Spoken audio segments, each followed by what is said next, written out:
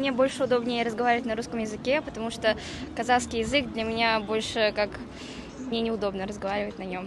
В основном на русском, но понимаю казахский. А вы? Я тоже на русском. Ага. На русском. На русском. На русском. Русский. На русском.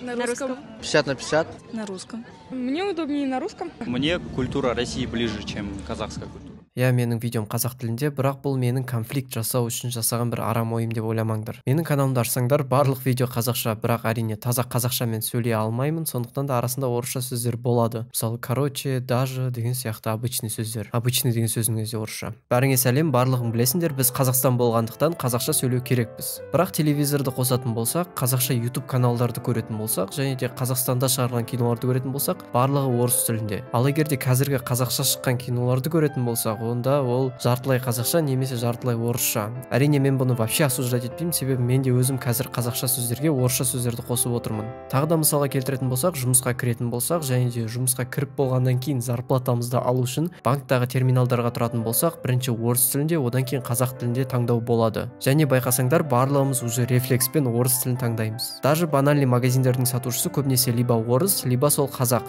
Бірақ тілі орысшаға үйреніп қалып, саған да орысша сөйлеп кететін кездерде болады. Как будто қазір қазақ тіліне бәріне сияқты. В общем, бүгінгі видеода неге бізге қазақ тіліне болып кеткен, және неге біз Қазақстанда тұрсақ та жан-жағымыздың барлығы орысша сөйлетіні туралы айтамын. Және бұл проблеманы қалай жеңуге болады, және неге вообще бұл проблема, соны айтатын боламын. Это переход, короче.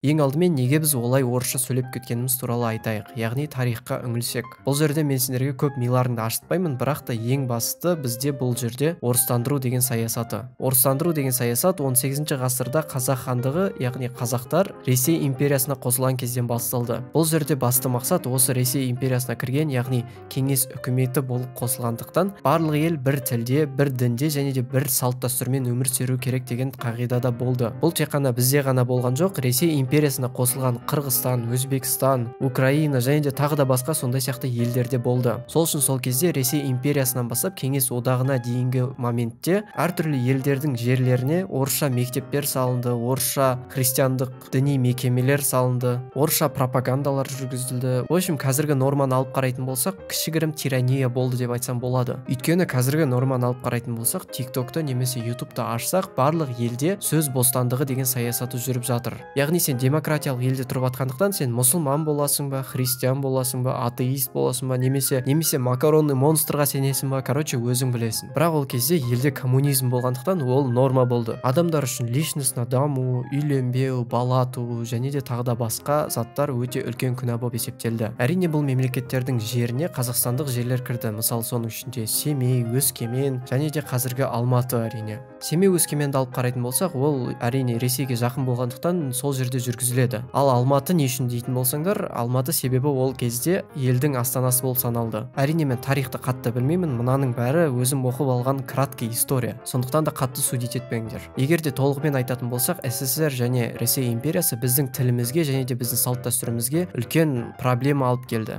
Сондықтан да біздің жерімізде көбінесе орыстарды және де түрі славяндарға ұқсас адамдарды онша ұнатпайды. Әрине барлық емес, көбінесе TikTok'тағы комментариядағы балалар әрине. Шындығына келген кезде біздің елімізде ондай қатты нацистік саясат жоқ. Себебі каждый менің видеомды көріп жатқан адамдар мысалы біледі, әркімнің өзінің орыс достары бар және де әркімнің өзінің орыс таныстары бар. Егер де олардың бәріне сен нацистсің, сен там СССР-дің ұрпағысың деп айта беретін болса, онда оларға өте қиын болады. Өйткені олар, как правило, негізі сен сияқты обычный адамдар және де СССР-ге ешқандай қатысы жоқ. Бірақ СССР-дің де плюстары бар екен, оказывается. Біз егер де тарихтағы елдердің арасындағы категорияға бөлінетін болсақ, елдер обычно держава және де колония болып бөлінген болатын. Держава деген колонияларды басқаратын үлкен мемлекет. Ал колония деген сол мемлекеттің қол астына кіретін мемлекет болып саналады. Яғни егер де сен колония болсаң, сен өз колонистіңнің қағидаларымен жүретін боласың. Тарихтағы державаларды саусақпен санайтын болсақ, өте аз. Олар Британдық империя, Монғолиялық империя, Ресейлік империя, Испания империясы және тағы да басқалары. Бұлардың ең қиын және де ең жаман дегендердің біреуі ол Британдық империя болды. Себебі біріншіден Британдық империя ол жердің көп бөлігін өздеріне қаратқан болатын. Және сол мемлекеттердің салт дәстүрін түгелмен жойып тастады. Сол бір мысалы Индияға қарайтын болсақ, олардың былай қарап тұрсаң салт дәстүрлері өте нашар. Себебі олар 18 ғасырда Британиялық империяның колониясында болған. Ал басқа жағынан қарайтын болсақ, біз кеңес үкіметінің колониясында болдық. Яғни біздің жолымыздың болған жағы олар біздің салт салт дәстүрімізді жойып үлгерген жоқ еді. Сол арқылы бізде қазір өзіміздің тіліміз де бар, өзіміздің салт дәстүріміз де қалды. В общем, сендер түсіндіңдер деп ойлаймын. Мен әрең дегенде түсіндірдім, себебі мен қазір сценарийсіз отырмын. Бірақ та енді неге қазақ тілі қатты дамымаған және де қазақ тіліне похуй болып кеткені туралы айтайын.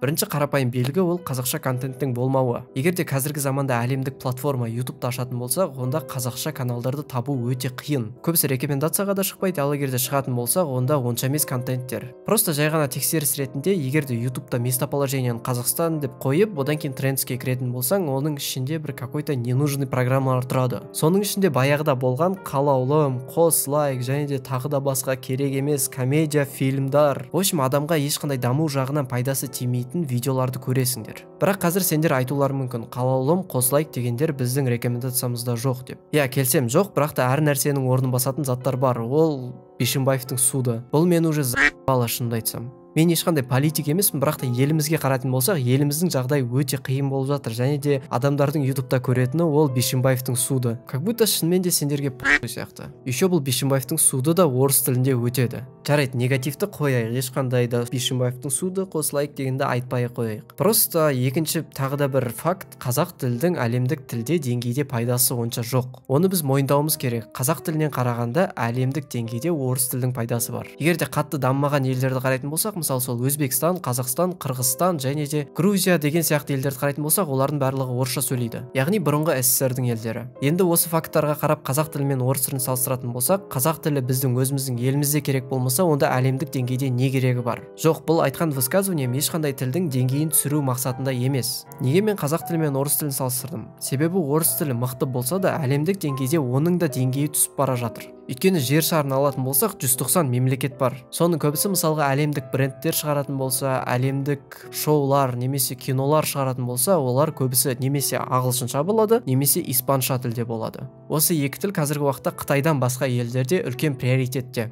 Ал Қытайда олардың өздерінің тілдері бар. Олар өздерінің брендтерін шығарады, өздерінің заттарын шығарады және де сол өздерінің заттарын өздері тұтынады. Яғни оларға сыртқы экономиканың маңызы жоқ. Бұдан вывод жасайтын болсақ, әр елге қарайтын болсақ, мысалы ағылшын тілі әлемде дами береді, себебі ол тілде басқа елдер сөйлейді, басқа брендтер шығарады және де танымал фильмдер шығады. Ал орыс тілінің деңгейі төмендей береді, себебі қазіргі кезде Ресейдің басқа елмен конфликттері көбейіп жатыр. Әрине бұл ешқандай да пропаганда емес, өздерің қалай қабылдайсыңдар, солай түсінесіңдер. Мен қазақ тілінде де жақсы сөйлеймін, орысша тілінде де жақсы сөйлеймін және де ағылшыншада да жақсы сөйлеймін. Сондықтан да бұл үш тілге де менің құрметім жоғалмайды. Тек егер де орыс тілінің деңгейі осылай түсе беретін болса, онда менің бірінші тілім қазақша, ал екінші тілім ағылшынша болады. Бірақ та бұның бәрі фигня, егер де мына фактпен салыстыратын болсақ. Қазақстан өздерің білетіндей 2 немесе 3 тілдік саясаты бар ел. Әрине ағылшын тілі бізге үлкен қатты проблема болмайды, бірақ та егер де орыс тілі мен қазақ тілі бір деңгейде болатын болса, онда бұл үлкен проблемаға алып келеді. Қазірдің өзінде байқағандарыңдай 2 тіл деген саясат үлкен жанжалға алып келіп жатыр. Мысалы 2 тілдік саясат елімізді 2 топқа бөліп жатыр: орысша сөйлейтіндер және де қазақша сөйлейтіндер болып. Егер де орысша сөйлейтін, мнениесі таза емес адамнан сұрайтын болсаң, қазақша сөйлейтіндерді мамбет деп жамандайды. Ал егер де қазақша сөйлейтін, мнениесі жаман адамдарды сұрайтын болсаң, орысша сөйлейтіндерді мәңгүрт деп айтады. Бірақ былай қарап тұрсаң, екеуі де қазақ. Бұл жанжал егер де тоқтамайтын болса, менің ойымша үлкен экономикалық проблемаға алып келетін сияқты. Себебі ел екіге бөлінетін болса, онда ол ел емес. Ал 2 тілдік саясаттың екінші проблемасы ол образование. Себебі 2 тілдік образовательный системаларды басқару өте қиын. Ол үлкен ресурстарды алады және де көптеген сұрақтарды туғыздырады. Содан образованияның сапасы әрине төмендейді. Одан кейінгі проблема ол экономикалық задержка. Яғни 2 тілдік саясат дегеніміз ол барлық заттар 2 тілде жазылады деген сөз. Ол документтер болсын, магазиндердің аттары болсын және де тағы да басқа вывескалар болса, олар 2 тілде жазылуы міндетті. Яғни бұның барлығын заказ беру үшін және де жаздыру үшін бір бағада төлеудің орнына 2 есе бағаны алып шығады. Бұл мемлекеттік масштабта үлкен қаржыны талап етеді. Содан экономикалық дамуымыз кішкене баяулап қалады. Және бұның барлығы тек қана бірақ проблема, сондықтан да елдің дамуы керек болса, онда бір тілді ғана қабылдау керек. Бұл дегеніміз барлығы бір тілде сөйлеу керек деген мағынаны білдірмейді, әркім өзі білет қандай тілде сөйлесе де. Бірақ бір тілден жоғары тұру керек. Екеуі бірдей болуы ол өте қауіпті. Менің ойымша бұл жоғары тіл ретінде қазақ тілін қою керек, себебі біздің елімізде 70% қазақ тілінде сөйлейді. Жарайды, бұның бәрі фигня, біз бұны шеше алмаймыз. Оны шешу үшін билікте отырған адамдар бар. Бірақ біз қалай көмектесе аламыз, соны қарастырайық. Ең басты көмектесе алатын зат ол білім ал. Иә, білім деген ол ойлану деген сөз. Ал ойлану деген ол бізді жануардан айыратын бірақ қана фактор. Бірақ қай жағынан білім алу керегін өздерің шешесіңдер. Ең басты өздеріңді дамытсаңдар болды. Соның ішінде ең эффективный түрі ол ағылшынша үйрену. Ағылшын тілі әлемдік тіл болғандықтан бізге бұл үлкен мүмкіндік береді. Ойлаңдар, тек қана ағылшын тілін үйрену арқылы сендер өміріңнің бүкіл возможностьтарын аша аласыңдар. Ол ақша табу жағынан болсын, сен басқа елге қыдыру жағынан болсын, тіпті ең престижный жұмыс орындарында ағылшын тілін талап етеді. Жер планетасында любой жерде адасып кететін болсаң, ағылшын тілі арқылы сен сол ситуациядан да шыға аласың даже. Және ағылшын тілінде контент орыс тілінен қарағанда көбірек. Просто қарапайым ютубтан видео көрген кезде ағылшынша видеолар орысша видеодан көбірек. Және менің байқағаным бар, ешқандай жасырудың керегі жоқ, орыстар ағылшындардан ұрлайды. Әрине бұны мен вообще осуждать етпеймін, себебі ұрлау ол творчествоның бір бөлігі. Бұл жай ғана ағылшын тілдің әлемдік тілде деңгейінің жоғары екендігіне бір дәлел. Ал ағылшын тілін қалай үйренемін дейтін болсаңдар, онда мен сендерге кеңесім бар. Ең бірінші, сендер өздеріңнің хоббиларыңды ағылшын тілге ауыстырғандарың дұрыс. Кітап оқуды ұнатсаң, ағылшынша оқы, фильм көрсең, ағылшынша фильмдер көр. Немесе бір басқа заттарды ұнататын болсаң, онда оны ағылшын тілге өзгертуге тырыс. Түсінбей жатсаң, қазіргі заманда Google переводчик, Яндекс переводчик немесе тағы да басқа переводчиктар бар. Егер олар дұрыс перевод жасамаса, онда қазіргі кезде искусственный интеллект жақсы дамыған. Мысалы, ChatGPT жақсы тексттарды перевод жасай алады. Яғни менің айтқым келгені, қазіргі заманда барлық жұмыс істейтін сферада ағылшын тілі өте маңызды. Даже егер де сен басында жас маман болып ағылшын тілі саған керек емес болмаса да, болашақта ол өте маңызды болуы мүмкін. В общем, надеюсь, сендер түсініңдер деп ойлаймын. Ал екінші өзіміздің тілімізді дамытатын фактор ол провокацияға жол берме. Көбің ютубтан немесе тиктоктан бір қазақ тілін жамандау немесе бір адамдар қазақ тілінде сөйлемей жатып бір жамандап жатқан видеоларды көргенін байқайсың. Бұл негізі егер де сен ашуланшақ адам болсаң, саған өте жақсы өтіп кетеді. Себебі соның барлығы жай ғана сені ашуландыру үшін және де провокация жасау үшін ғана жасалған. Бағана видеоның басында салған тиктоктағы видеоның өзі де провокация болып саналады. Иә, мен де Алматыда тұрамын және де Алматыда барлығы орысша сөйлемейтінін білемін. Мына интервьюда жай ғана логично қарайтын болсақ, барлық адамдардан сұрап шыққан және де қазақша сөйлейтіндер де болуы мүмкін. Просто провокация үшін қазақша сөйлейтіндерді алып тастап, орысша сөйлейтіндерді ғана бір-біріне біріктіре салған. Содан кейін осындай комментарияда екі топ арасында конфликт пайда болды. Хотя мына жерде мен сендерге бір факты ғана айтуға кеңес беремін. Көбінесе бүйтіп провокация жасайтындар СССР заманда өмір сүрген бір тәтелер немесе бір ағалар. Қазіргі заманда образованиясы бар және де білімді адамдар үйтіп жасамайды. Яғни менің айтқым келгені, жаман ұлт жоқ, жаман адам бар. Орысшасы нет плохих наций, есть плохие люди. Осымен мен видеоны аяқтайын деп шештім. Бұл видеода ешқандай пропаганда, ешқандай да бір затты бір продвигать ету деген нәрсе жоқ. Просто қазіргі кезде ютубта немесе тиктокта осындай провокациялық видеолар көп. Сондай видеоларға былай айтқанда ответімді айтқым келді. Және де менің мнениемді учитывать етпесеңдер де болады. Комментарияға өздерінің ойларыңды жазып кетіңдер.